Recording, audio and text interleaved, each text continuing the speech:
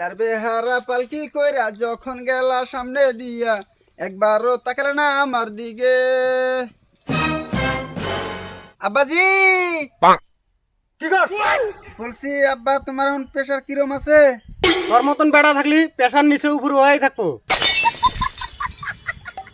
কি হয়েছে এটা কো আগে?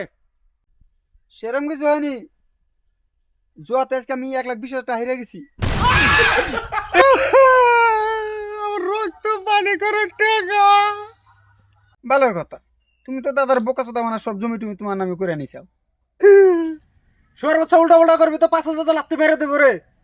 ঠিক আছে, গাড়িটা বাই কর। আমার নাকি 1 প্যাকেট সাদা নিয়ে আয় ওই বদ্রি বাজার থেকে। যা।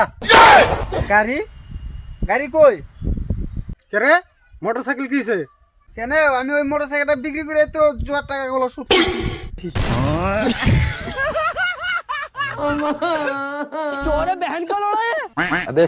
তুই যা শুরু করছ তুই তো আমারও বিষয় দিবি। তোমার বড় দেখাইছিলাম শালারা 1300 দাম করছে এই দিই নাই।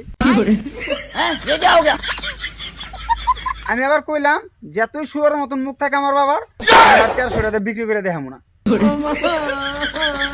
কেউ যদি 1 লাখ টাকা দেয় তা তো তুই আমারও বিক্রি করে দিবি। দেখো আব্বা, মিশা কথা কমো না, আমি তোমার 1300 টাকাতে রাজি হয়ে গেছি। খতম।